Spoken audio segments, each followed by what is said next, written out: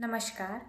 Electro homeopathy काम तो बहुत तेज़ी से करती है, लेकिन जिसने मेहनत से काम किया वह और आगे जाता है। इलेक्ट्रो होम्योपैथी चिकित्सा परिषद की ओर से इलेक्ट्रो होम्योपैथी दिवस पर राष्ट्रीय सेमिनार आयोजित किया गया जयपुर के RIC राजस्थान में, जहां राजस्थान के मुख्यमंत्री श्री भजनलाल शर्मा जी ने इलेक्ट्रो होम्योपैथी की मान्यता प्राप्ति पर कुछ शब्द कहे और हमारे देश के माननीय उपराष्ट्रपति जगदीप धनखड़ जी ने इलेक्ट्रो होम्योपैथी का सत्कार किया। आइए सुनते हैं भजनलाल शर्मा जी का संबोधन। मैं इस कार्यक्रम के आयोजकों और यहाँ पधारे सभी महानुभावों को विश्व इलेक्ट्रोपैथी दिवस की हार्दिक बधाई और शुभकामनाएं भी देता हूँ। दुनिया को इलेक्ट्रोपैथी चिकित्सा पद्धति देने वाले काउंट सीजर मेटी को भी मैं नमन करता हूँ। काउंट सीजर मेटी जी का मानना था कि हमारा भोजन पेड़ पौधे ही हैं, तो रोगों की चिकित्सा भी हमें औषधीय पेड़ पौधों के जरिए खोजनी चाहिए। इलेक्ट्रोपैथी होम्योपैथी हर्बल चिकित्सा, जिसमें औषधीय पौधों के रसों के माध्यम से इलाज किया जाता है, चिकित्सा लोगों की सेवा का श्रेष्ठ मार्ग है। इलेक्ट्रोपैथी एक प्रभावी चिकित्सा पद्धति के रूप में उभर रही है। इलेक्ट्रोपैथी औषधियां विभिन्न रोगों के इलाज में प्रभावी पाई गई हैं।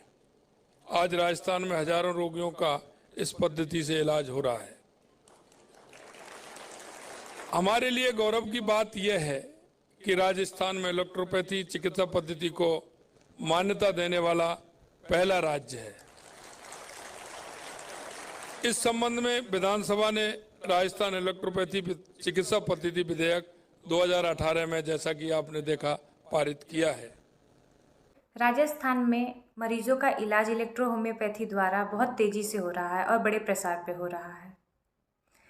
आइए सुनते हैं हमारे माननीय उपराष्ट्रपति जी का संबोधन।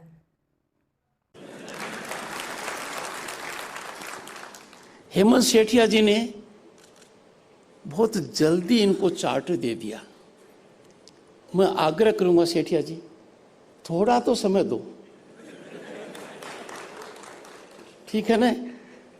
पर सुखद विषय यह है कि माननीय मुख्यमंत्री जी ने इनकी नवज इलेक्ट्रोपैथी के माध्यम से पहचान ली और घोषणा कर दी।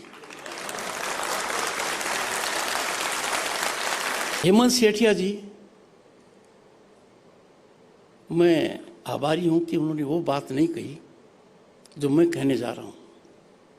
प्रताप भानु शेखावत यहां पर हैं, आधी रात तक भी मुझे जगाते रहे दिल्ली जाकर कि ये एक्ट कैसे बने, सरकार पर कितना असर डाला जाए। सरकार से लगाव तो इनका था, पर इनको अवरोधक महसूस हो रहे थे। हमने बहुत काम किया।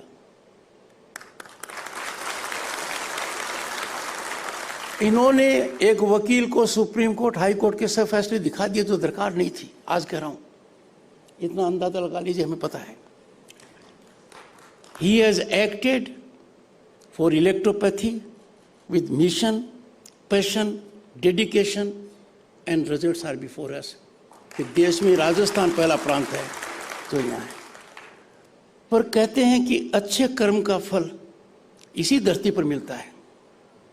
मुझे कलकत्ते में राज्यपाल के अच्छे कार्यक्रम में जाना था और एक ही कार्यक्रम था जिसमें मैं नहीं जा पाया।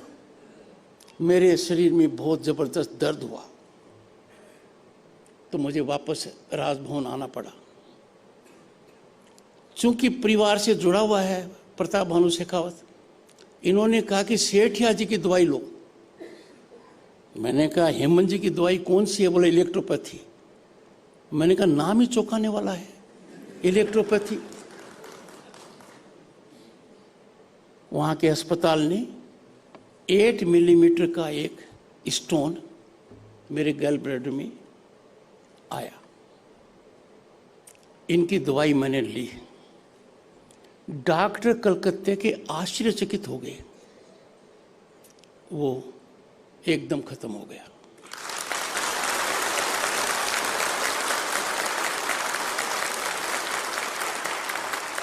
मैं लाभार्थी हूं, पर पता नहीं क्यों मेरी सर्टिफिकेट नहीं मांग रहे हैं। इनको किसान विरोधी तो कह नहीं सकता। माननीय मुख्यमंत्री जी, इनका काम सशर्त तरीके से कीजिए।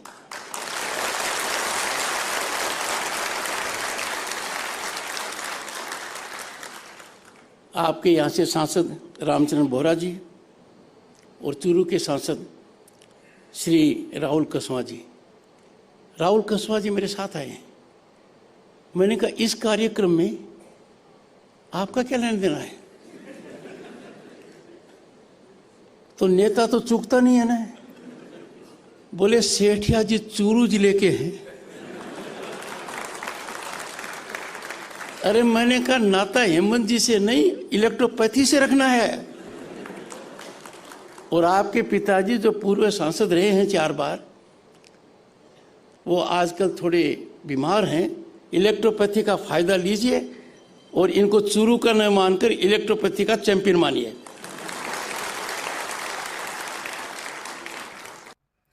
तो जैसा कि आप सबने सुना, ये हमारे माननीय उपराष्ट्रपति जी का अनुभव है इलेक्ट्रो होम्योपैथी को लेके, जो कि काफ़ी प्रभावी रहा है।